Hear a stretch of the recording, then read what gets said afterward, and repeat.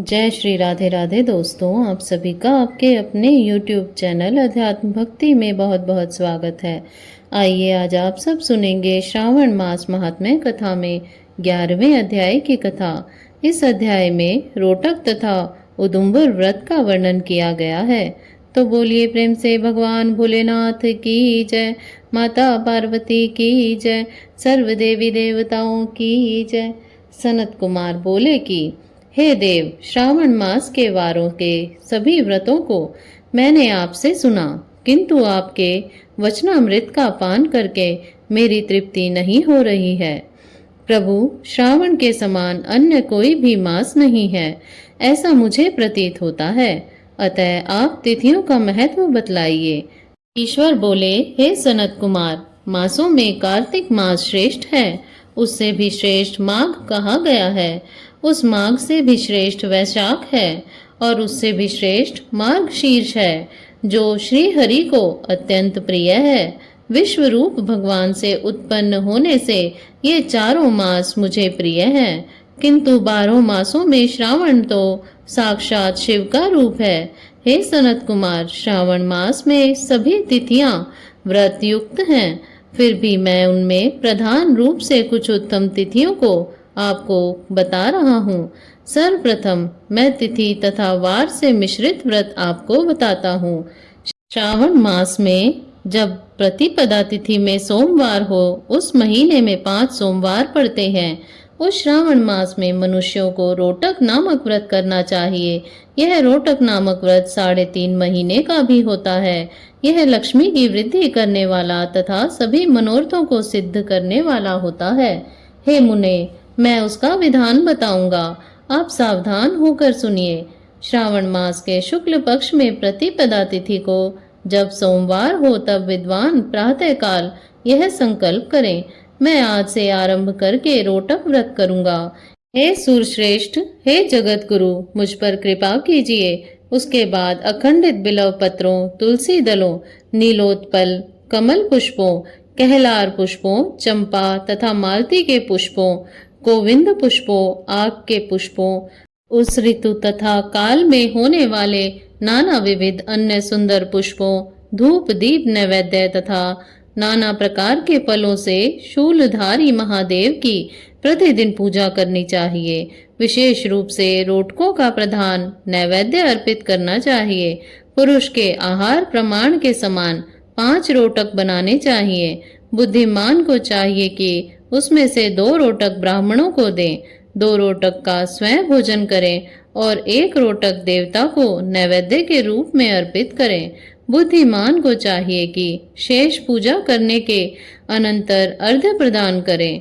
केला, नारियल, जंबीरी, नींबू, बीज पूरक, खजूर, ककड़ी, दाख, नारंगी, बिजौरा नींबू, अखरोट, अनार तथा अन्य और भी ऋतु में होने वाले फल हों, वे सब अर्घ्य दान में प्रशस्त हैं। इस अर्घ्य दान का फल सुनिए।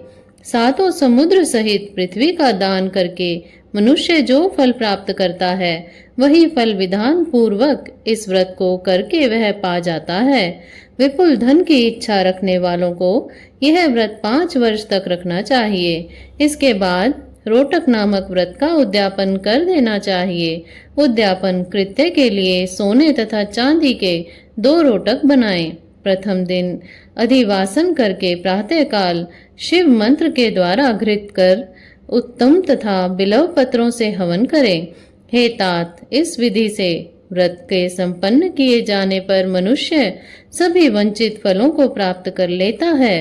हे सनत कुमार, अब मैं द्वितीया के शुभ व्रत का वर्णन करूंगा, जिसे श्रद्धा पूर्वक करके मनुष्य लक्ष्मीवान तथा पुत्रवान हो जाता है। औटुंबर नामक वह व्रत पाप का नाश करने वाला है। शुभ सावन का महीना आने पर द्वितीया तिथि को प्रातःकाल संकल्प करके बुद्धिमान को विधि पूर्वक व्रत करना चाहिए। इस व्रत को करने वाला स्त्री हो या पुरुष, वह सभी संपदाओं को पात्र हो जाता है। इस व्रत में प्रत्यक्ष गूलर के वृक्ष की पूजा करनी चाहिए, किंतु गूलर का वृक्ष न मिलने पर दीवार पर वृक्ष का आकार बनाकर इन 4 नाम मंत्रों से उसकी पूजा करनी चाहिए। हे उदुम्बर, आपको नमस्कार है। हे हेम पुष्पक, आपको नमस्कार है। जंतु सहित फल से युक्त तथा रक्त अंड तुल्य फल वाले आपको नमस्कार है।